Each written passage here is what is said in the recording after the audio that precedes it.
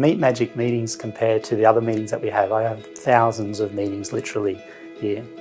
But these ones are different, and the reason they're different is because the vendor wants to meet with you and they're willing to put their money where their mouth is to try and get that meeting. That means they must have something that they really want to say and they really want you to hear. And I think that's a very important thing for me to understand when I'm going into those meetings, and that's why they're different. Well, it's Wednesday. No, it's Thursday. Oh God, I don't know what day it is. I'm so frazzled at the moment. For those of you that don't know, my name's Carl and I'm the founder of a little purpose-led platform called Meet Magic. Now, this podcast series normally that we have execs on is all normally around the execs and giving back, and we try and find out a little bit about their background and what drives them and who their mentors were growing up and what inspired them to get into tech. So the platform that we've built basically gives the executives an opportunity to give back by doing what they do every single day. But this little podcast is a little bit different today. We're going to bring on basically one of our supporters. So I've got the team with me. We've got Georgia, my co-founder, and Ryan, our head of partnerships, and we're going to have a chat with Kylie. Now, Kylie's background is in marketing, and she's basically been a supporter of Meet Magic pretty much since I came up with the idea. So she's been around pretty much since the idea started.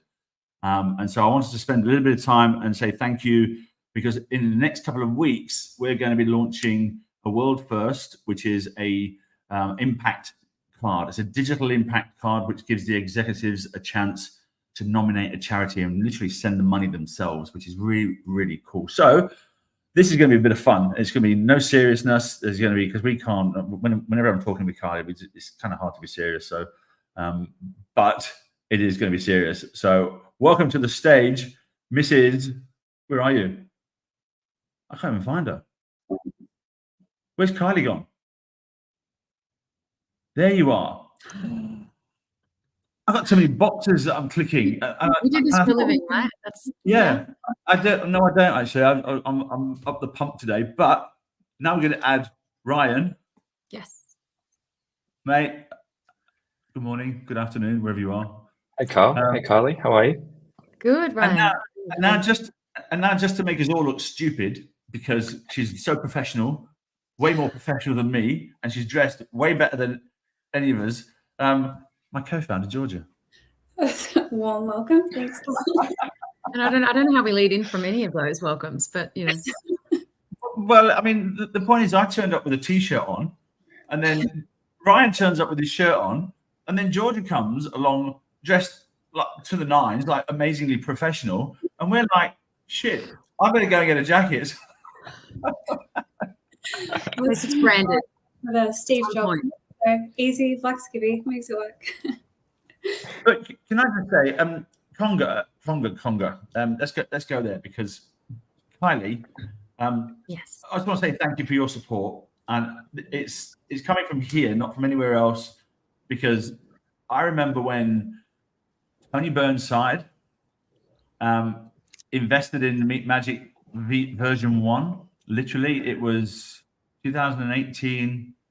We came up with the idea, and he helped me with a bit of personal money from his own money to help me get the thing built. And it was literally a website with nothing. It was very, very basic. But Tony really helped us get got started. And we met you through, I think, the connection with Tony when you were at Netscope. Correct. Yes. So I was the first marketer on ground in APAC with Tony. So absolutely one of the best experiences of my tech career to date, I will say. I've got to say, I mean, he had nobody on the ground when he gave me that money. What's he got now? 60, 70 people or something? I think they're up near the 80 to 90. The team in Netscope has grown so dramatically because they're kicking goals. So yeah. But when I came on board, I think I was number 28 from memory. I was the first marketer in region, and I think it must have been within the first, I reckon in my first 3 months, I was introduced to you in this whole process, and we got going on it, and we put together some of those first videos that you still use to this day. And I remember coming up to Sydney and meeting you in person for the first time and filming those videos, and it was such an experience. So still a highlight for me. You're going to crack up, and Conga are going to love you, because Do you know who I just saw who's registered to come to the event? No. Rob. Oh, my old friend Rod. For those of you who Rod starred in that first video. So Rob was the CIO of Vodafone at the time. Was. And you, Tony, and Rob did the video to promote the whole Meet Magic Meetings for Good campaign that we did with Starlight. With Starlight, yeah, that was incredible. I have to touch on that one quickly because I know, and rightfully so, I think what you've done is incredible how you've expanded this to multiple charities and to give people the opportunity to give where they see fit. But in the very beginning, for those who don't know, this was an initial partnership with the Starlight Foundation. And at that very moment in time, I had two very close girlfriends with their daughters going through leukemia treatment. And I remember this exact time we're talking about, we went up there and we got taken into the Starlight Foundation room at the hospital in Sydney. My hairs are standing on end just thinking about that day. That was probably one of the most personally career life-changing days I've ever had. And from that moment on, I have invested always in Meet Magic, and I will continue to no matter where I work. It's so sweet. And I think we've given them $1 million, which is even crazier. You know, when I think about how we started Meet Magic, it was 2018, 2019. I think I had 20 or 30 execs on board, and we were giving money to all these different charities. Buy a Bail. There was a kids charity, Coding with Girls or something, that was helping young girls code, and all these different small little charities. Because I think the drought was going on at the time. The bushfires were burning Australia down, and kangaroos were falling out the trees, and all this wild. The world was ending. Do you remember the sky was red? It was the wildest time, and that was November 2019, and then we launched Meet Magic around Christmas time with the campaign with Starlight, and then we went into 2020, and of course we got hit by COVID, and it's like all these things happening, and yet we still stuck around. And in fact, it was COVID that helped us take off, because you couldn't go to the events and do the conferences anymore, and so it gave us an opportunity to try and create something, because we literally were creating it on the fly, just opening doors for some salespeople to have conversations. I think I had my 50th birthday, 2020, and do you remember I did the LinkedIn Live with 50 pictures in 1 minute pictures? I do, yeah. I think COVID almost, and I hate saying this, but it was almost a blessing to Meet Magic and to the charities, because. And it's again, and I repeat that as it is right now, people keep talking about this cost of living crisis. Let's be real. I don't know about you guys. I have 2 teenage children. The cost of living for me, the crisis is just becoming more extenuated. And with COVID and the new cost of living, we're all struggling as individuals. Businesses through COVID, the ones who responded well, who had good teams, good executives, who had the hearts in the right place, they could still flourish. They could still make money. There was still money to be made. I know at the time I was in cybersecurity, and COVID was probably the penultimate time for cybersecurity. Everybody needed it with the way we had to pivot. So I think for you guys at Meet Magic, the ability to, while the rest of us as individuals were struggling financially or with challenges or potentially losing our roles, you guys enabled these charities to still have an income stream by doing something incredible, which I don't think a lot of people think about it that way. And it's such a huge kudos to you. Oh, I'll tell you what, Carly, yeah, that journey was hectic. I got an eviction notice in 2019, and a Tinder date paid my eviction, paid my rent.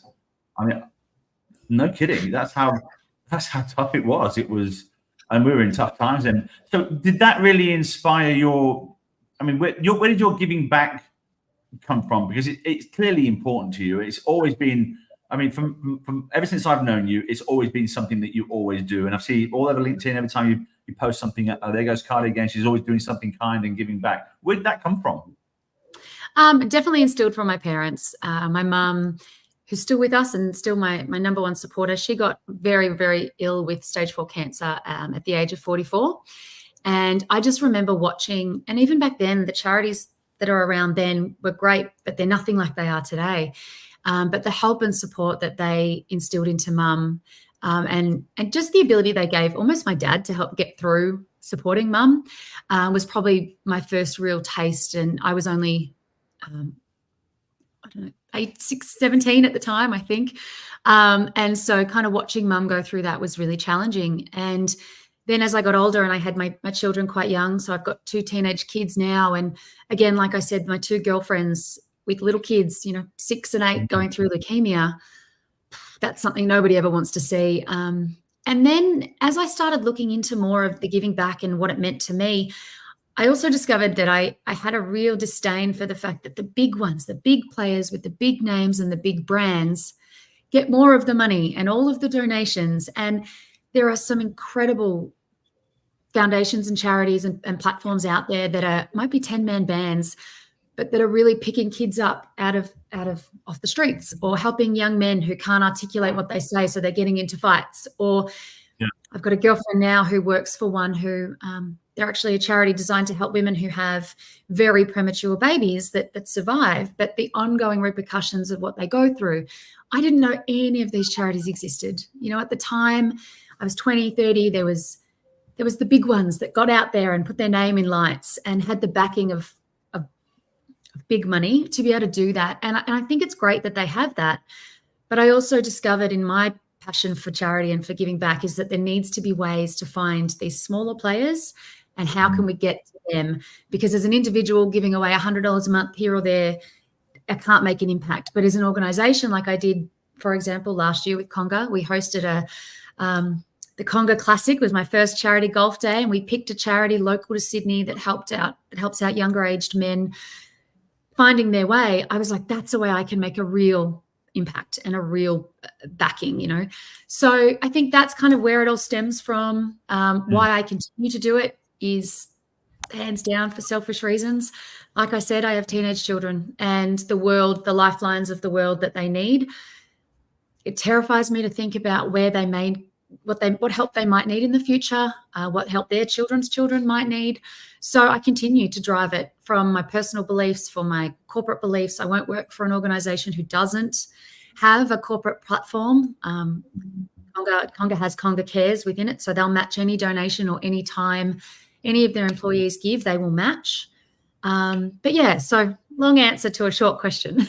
No, it's actually a very good one, because I think when I asked Georgia to come and join us, there was an inherent belief that George is just a good, kind person that's very smart, switched on, and capable as well.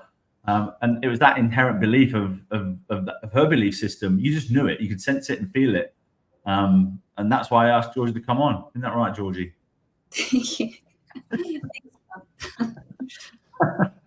But no, it's I think there's some. I mean, the good thing is you haven't got to worry too much, because 3 generations after you die, nobody will remember your name anyway. So you might as well just enjoy your life while you can, and do as much good as you can. And I somehow can't help but thinking the World Health Organization thinks you will own nothing and you will be happy. I actually think it's not a bad proposition, because there's a lot of stress put on people to own a house and own a car and get this and get that and get this and get that. And it's stressful. I've given away absolutely everything that I've got, and I'm probably one of the happiest people I know. As long as I can pay my bills and things are covered, I'm put food on the table, I'm happy. But I just wanted to say a quick thank you to Ryan and for his journey with you at Conga, because it's really through that is the reason why we've got Conga on board as a sponsor. And I can't explain in words how special that is for me, because it's almost signaling the emergence of Meat Magic version 2, or what do you call it, Georgia? You said 2.0. Yeah. It really feels like we're just about to start, and we've just spent 4 years hypothesizing, is this a thing? Should we do it? We've got this $1 million platform that we've built, which is slick as anything. It's working, it's matching, it's doing all the great stuff at the back end. It's a software company now, and it's ready to scale. And Ryan's come along at this perfect timing to help me articulate the value proposition of what we're doing, because he does it in so much clearer, better way than I could ever do it. And I'll tell you a funny story. I was on a plane coming back to Australia, and we're having a conference call with one of our clients, and I'm just listening because I can't be on. I'm actually sat on the plane and I'm listening on the call, and Georgia and Ryan are actually there taking the call with the client. The client's been with us for 3 years or so. and they've had some great experiences, some not good experiences, and some even better experiences. And we're talking through this. And this head of marketing in the US is going, Meat Magic's now a part of our DNA. We're doing this and we're doing that. And it's critical for us to get stage 2. I think she called it stage 2 opportunities for the SDRs and all this sort of stuff. And just listening to Ryan and Georgia talk about Meat Magic, I just sat back and I felt to myself that I'm at the right point in time now where the people that can speak about Meat Magic way more articulate than I can are here. And that made me feel really proud. And Conga coming on board through that conversation that you had with Ryan really cemented it. And my goal is to make sure that the value that comes out of this is off the charts. Yep.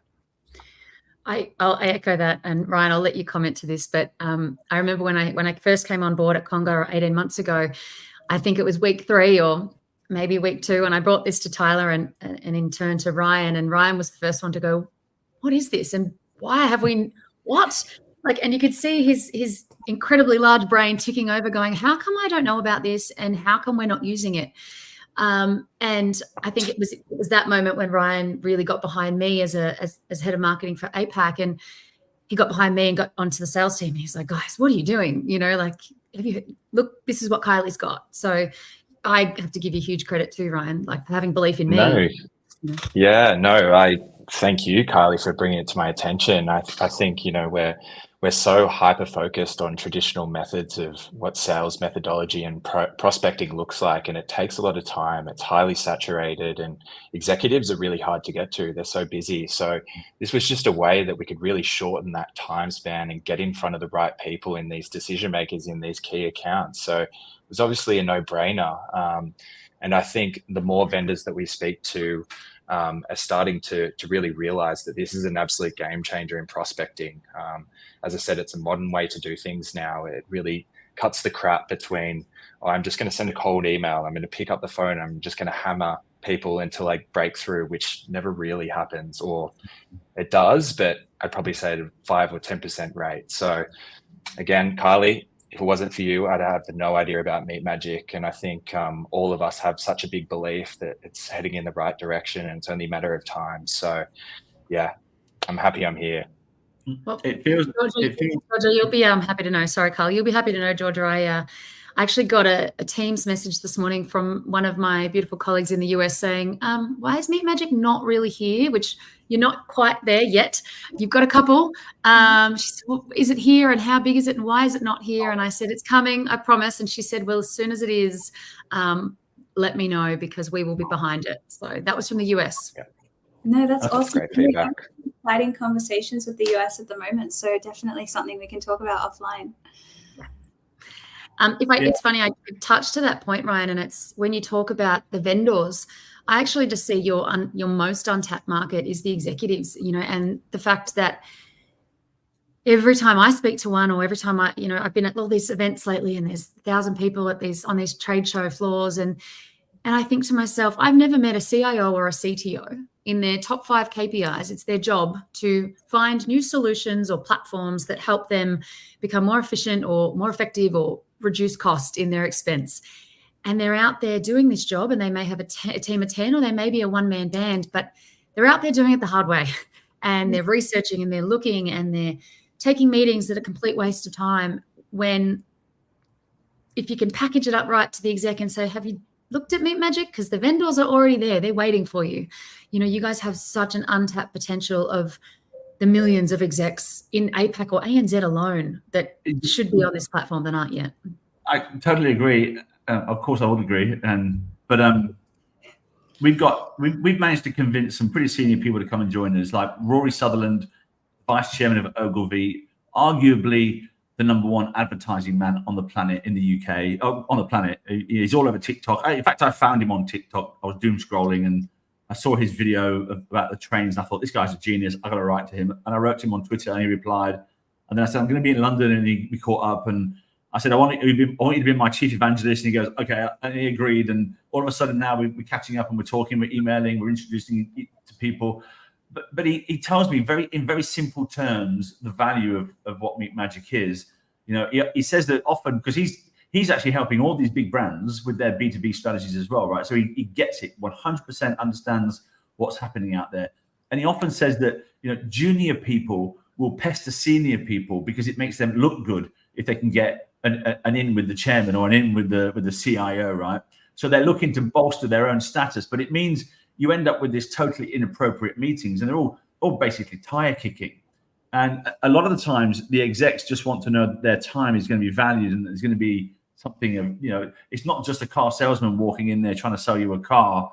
There's going to be some value in exchange for their time, not just a compensation of a donation, but it's going to be something like that. And I think that's when you think about having sort of the younger salespeople at the moment, the market is SDRs, you know, at a university with an auto dialer, dialing 300 execs, you know, bothering them, give me some time. And that, I think, it's just exacerbated the whole problem that these execs are facing today, which is I've got too many things coming in at me. I've got too many requests for my time. I need a filtration system. So what does that look like? And we've become, as Rory calls it, like a filtration system. So that's, I think, the value. The execs coming on board here, they get to know that their time is going to be valued and that they can use it as call it like it's like a trade show for introverts. You know, you don't need to. We know that we know what it's like being you. Everywhere you go, you're mobbed. You know, you get people harassing you and whatever. You know, and if you show the slightest bit of interest in buying anything, your inbox is full for weeks. But nonetheless, they need to know what's going on out there, and that's, I think, where we come in and add that value. Yeah, agreed. It's all about making new connections. I think the magic of the platform is that every meeting that's had, even if it's not particularly the, you know, target buyer, you can still form a really fantastic connection with the C-suite or leader, and then that can always open doors to another conversation. And I think the execs also feel that, you know, they feel that sense of importance of the conversation of what they're actually assisting our vendors with. And then magic of giving back. I think, Kylie, you were just speaking earlier about the cost of living crisis. The problem right now is that people are so time poor, but then in addition to that, they also are dealing with the cost of living crisis. So it's like, how can I give back in my day-to-day and do that in a way where I can also, you know, support a cause that I care about and actually make a tangible impact, not just feel like they're giving it away to a corporate board or, you know, otherwise. I think what's exciting about the Impact Card launch now is that the causes that we're supporting, each meeting really directly impacts every single organization that we have on board. And we've got such incredible charities now that our execs can support through those meetings. So it's really exciting to see that. And I think at the launch, to be able to share, and thanks to Conga for supporting us on this, and to be able to share that message with our executive community, it'll really make a huge difference. It's kind of crazy. Georgia and I sat up at the top of Salesforce Tower yesterday preparing. We sat for 2.5 hours with the assistant commissioner for the ATO. Just let that sink in for a minute. You had that much time on his hands? And he loves this. He loves what we're doing. And so, and I said to him confidentially yesterday that when you came on board, I sort of sat back and punched the air because it was a big moment in time. Nobody in the state government or councils can now say no when we've got an assistant commissioner from the ATO taking meetings through Meet Magic. And all he had to do was go and tell his bosses, this is what I'm doing. I'm going to meet some vendors through this. We're not buying anything. We're just exploring, having an exploratory conversation, and some money's going to go to charity. That was and it was all cleared. So there's absolutely no reason for anybody in any company, don't care whether you're doing procurement or not, to not get involved and and try and, you know, make an impact while you're doing it. You're having those meetings anyway, so why would you not do it through this platform and do some good at the same time? So I think there's Carly, I think you're allowed to leverage heavier onto that do some good part, because I think for the last 15 years of my career, there's always been this talk around corporate social responsibility, but that also has to come down to the individual too. You know, we as individuals we have to be responsible for our own input into that corporate social responsibility. So it's all good and well to work for an organization like Conga that has Conga Cares. If I'm not donating my time to feed the homeless, or if I'm not giving away $100 a month to have that matched, am I really doing my part? Maybe not. But at the same time, these execs can go, you know what, these are my beliefs. This is why I've signed up to Meet Magic. I want to buy if I'm looking for a revenue lifecycle management platform, which Conga is, but if I'm looking for one and I've got two options there and both meet my needs, why wouldn't I go with the one that also hits at the heartstrings and has the same beliefs as I do? Yep. Because they do. There's companies out there like us, like Netscope, like all the companies that have signed up as vendors, they have a belief in it too. So I think the execs kind of need to also, you know, I think you can leverage that a little bit. They should be. Well, I think it totally does make sense. And I want to start talking about the event itself in a minute, and obviously the opportunity for Conga to unveil your new messaging as a key sponsor as well. So I think that's really important. And I think having an audience of a couple of hundred execs up there, I want to make sure that everyone leaves knowing who Conga are, because that's pretty critical. But I think there's obviously an opportunity for everybody to do some good, and that's all that this is. I think there's the event itself for me is a signal to the market that this is now normal. This is not something that's weird, and it's something that is to be looked at in a strange way. But I think when I look at what B2B funds are being wasted out there, and I'm not saying every event and every roundtable and every golf day and Formula One is wasteful, but what it is a costly signal to those execs that we're interested in doing business with you. That's all it is. And this has the same effect. It's exactly the same. Someone's prepared to pay $1,000 to meet with you.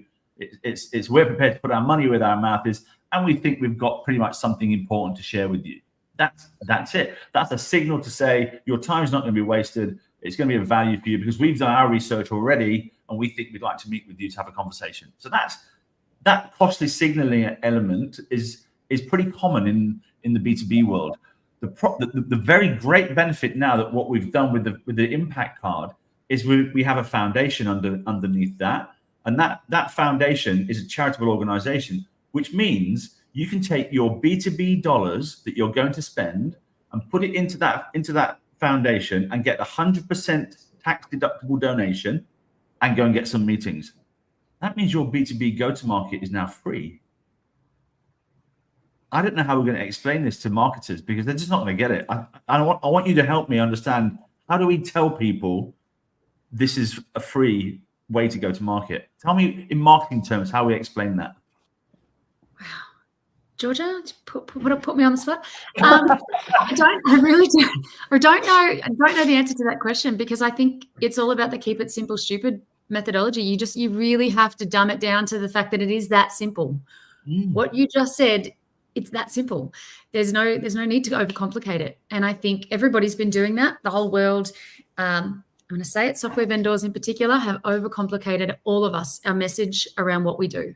Wow. And I think we were trying to tell an entire story and market things in one go, in one quick hit. You have to get what we do, bang, this is who we are. And it doesn't work that way. And it doesn't with this process either. So I think what you just said is all you have to say. And at the highest level, just keep it simple. Yeah, it's quite interesting because when you look at human behavior and you look at the psychology of human behavior, or psychology of what people do, they tend to do what they've always done because it's the safety thing. It's like, I'm not going to get fired for that because that's what we always do. We always do those events and so on. But there's also, I'm also going to do what my competitors are doing. So that's also another safe way to do it because you won't get fired. And often the scrutiny doesn't come down to the things that you're doing that everybody else is doing because it's what everybody else does. So there's a lack of scrutiny on that. It's only the new things that come along that cost money that get scrutinized. And it's kind of bizarre really, but that's the way it is. I think we always do what we're comfortable with to avoid being fired. And I think this is when the data from the meetings will end up showing value over time, because we always have our vendors coming back because it works. And I think that value that they're getting from each meeting that they're having is what will end up showing that result over time. Yeah, exactly. But let's talk about the event because it's going to be so cool. We're getting like massively excited about it. In fact, Ryan and George are coming here tomorrow morning to put the final prep into it. We're starting to get, I think there's about 130 people signed up already, and we haven't even gone out to market properly with it. So we're almost at capacity, and we haven't even touched it. We haven't even sent it out to our own execs yet. But there's some amazing people coming. So we're expecting 200 execs. We're expecting Conga to have a talk. Salesforce head of, what's his name, Andrew Hill? Hill, Vice President of .org. So the VP of the charity side is going to be there. We've got 10 charities or 12 charities coming along. There's going to be the 6 on the card, and there's going to be one called Drina, which has guide dogs and I think 5 or 6 charities underneath that banner. Drina, incidentally, is the name of the very first guide dog in Australia, so that's why it's called Drina. And there's 6 dog charities, I think, underneath. There's guide dogs and greyhounds and something. It's very cool. So the room is going to be full of purpose-led people, which is very, very exciting. I'm also having Agnes Lee, the original founder and creator of the duck cake and the train cake, coming again, and she's going to make the duck cake. And anyone out there that had a kid that had a birthday party, Women's Weekly duck cake. Yep, yep. She's going to make the duck cake, the actual one, and people can take their picture with her. She is, for me, part of the inspiration behind Meat Magic, because what she did for kitchens in Australia, transforming kitchens, because back then they were just making brown cakes, they were round and shit and horrible. And so she's basically made this train cake and these duck cakes, and it's been on the front page of the Women's Weekly magazine for 40 years. And she's from Hong Kong, and no one knows who this woman is. They think it's a white woman who ran Packer Publishing magazines that made those cakes, and it wasn't. It was a lady who arrived in 1979, sat on the train station, came up with the idea, and went and made it in a test kitchen. And this is I had Agnes in this kitchen here with Channel 9 filming her for the 40th anniversary of the Women's Weekly magazine, because it's so important that the world knows about her, Australia at least, because she's a part of this. She's built into the fabric of this society. And I think that duck cake, it's got its own Bluey episode now in America. Oh my Yeah. God. It was the cricket cake. I think I saw many a times as well. The Kit Kat and the cricket grass, the green coconut. Yeah. It's nuts. She deserves an OAM for what she's done for this country. And she's inspired. What we're doing for meetings is the same thing. We're transforming them and reframing them and making them look good again. But the one thing that's really exciting about this event is I was in London a couple of weeks back, and I bumped into Raphael Rowe. And we have a Jamaican background. My mum's Jamaican, my dad's white, his dad's Jamaican, his mum's white. And so we sat down talking for 2 hours about our lives growing up as kids. His life, as you know, was spent 12 years in jail for a murder he didn't commit. While he was in jail, he ended up becoming a journalist, and he's now come out of jail. And he got his Netflix series, which is the world's most dangerous prisons, which is, I think, it's the second most watched reality show on Netflix. And as Raph and I were talking for 2 hours, I had to run off to a meeting with Ogilvy. And then before I got there, he sent me an email saying, why don't you come out? Why don't you sponsor me to come out and I'll talk at your event? And I went back to him straight away. I said, why don't you become one of our charities in the UK? And Raphael has a foundation called the Raphael Rowe Foundation, which is all about helping recidivism. Get that, Georgia? Get that? Get it? There you go. I said it right. Trying to say it when you had a glass of wine. Recidivism, which is all about human rights and stopping people going back to jail, basically. And so he wants to help people in that. So we're launching this card, and we're going to give Raphael Rowe Foundation $30,000 to kickstart the Impact Card. Awesome. And you're a part of that. You've helped make that happen, and that for me gives me goose pimples and all of that stuff as a founder. I didn't do it on my own. The money didn't come out of my pocket. I have to throw a quick plug to Conga and the team behind me. I report well up the chain, and right down from our Conga as an organization, and Ryan can talk to this as well. We have 3 core pillars that we believe in as a business: embracing an entrepreneurial spirit, achieving together, and champion the customer. And right down from our CEO Noel down through to the very, the assistants and the people answering the phones, we believe in that, and we are taught and we are trained that is the way of the business, the ethos, what we believe. And I won't talk to it too much now because Tyler will, but I do think there is so much synergy around Meat Magic and how it operates, and particularly things like, thinking different and being innovative and be curious. Do not be afraid to try something new. Mm-hmm. And so I have to give Conga the credit versus me, because I'm the one who was curious and I'm the one who said, let's do this. But it's very easy for C-levels to go, well, there's no proven ROI, and is that the right idea? maybe not. But they threw caution to the wind and they said, Kylie, we trust you. We trust your judgment. And you put forward the right case. So go, be curious, be innovative, do it the Conga way. So I take the thanks very, very welcomely, but I do give more of it to the powers that be above me. I think you and Raphael are going to have a great chinwag on video. We're going to have a video room in there, and I think there'll be some amazing content come out of that. He's a lovely human being, and you're a lovely human being. So we just all we want. And if you're not a lovely human being, you can't come. It's that simple. There's no way I'm missing Vivid from the 52nd floor. Well, I mean, and this is the other thing, right? I mean, let me just take a minute to just say this, because when I invited Georgia to come and be my co-founder, think about the things that you have to go through as a founder. You've created something, you've got it off the ground, and you've put your blood, sweat, and tears into it. You've been evicted or almost evicted. You've lived a life that's like very few are afraid to tread. Because if you're a Price Waterhouse consultant and you put a McKinsey lens or a PwC lens across this idea, you just run a mile. You wouldn't even get close to it. So to get here is really quite an achievement in itself. But to actually go and bring somebody else in to share it with you it's got to be the right person. And when I looked at what George's background was in tech, she's had 2 startups, she's built things from the ground up, she's done the development work, she understands the language of talking like that. She's got these amazing connections already out there. She's very switched. I mean, it's just like the perfect. You couldn't have ticked the box for everything all in one go. And within 2, I think it was less than a month. She'd already opened the doors at Salesforce. Within 2 months, she'd locked in that room where we're having that launch. And within the 3rd month, which we're probably going into, we're going to have that launch. And you could not pay to get that room. And if you did, it'd probably cost you 100 and something thousand, because it is the tallest office building in New South Wales. It's got the only 360 view of Vivid. In the timing, it couldn't. So Georgia, I just want to say mad thanks for that, because it's beautiful. It is. It's beautiful, and the thing that's really important is the fact that it's so aligned to what Salesforce are doing with their impact, with their giving, with their client base, of which Conga is part of the community. Yeah, Georgia, you couldn't have picked a major sponsor in Conga any better, given that we're Salesforce's #1 ISV partner, Ryan? Is that correct? That's the one. That is correct. Yeah. So well done. No, Sorry, Georgia, you go.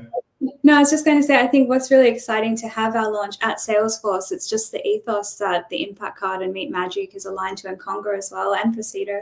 And to actually be able to host this with the Salesforce team and have all of our partner charities, I mean, it's just like a match made in heaven. It's perfect. I think so. Well, there it is then. Are we done? I mean, I could keep talking forever, but can you? I mean, there's going to be I don't think we should share all of your brand new messaging, but I think we won't. I think I'll leave you with a little taster that we are very excited. So Conga has done a real deep dive and had a look at what we actually think and what we mean and what our new platform looks like to the world. So I will leave you with Conga, the revenue company, is coming and it's here, and we're so excited to share it with all the executives that are coming to the event. But again, and I say this a lot, it's really not. It's not a software pitch. It's not about that. It's about getting up there and showing that we believe in what the executives that are there believe in. We support the charities. We have a not-for-profit wing as arm in the business as well. So I can't wait for you to all hear about it.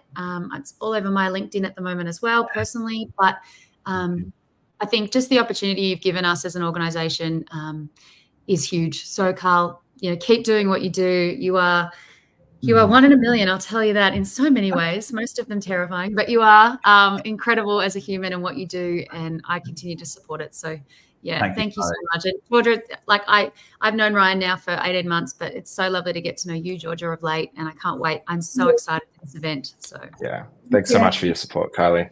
Yeah, we all appreciate it. We've all got to up our dressing game. I'm going to Zara tomorrow to go and get some new clothes. Can I go with your credit card too? We'll see you soon. See you guys. Thank you again. Thanks, Kylie. Appreciate your time. Bye-bye. Bye, guys. Bye.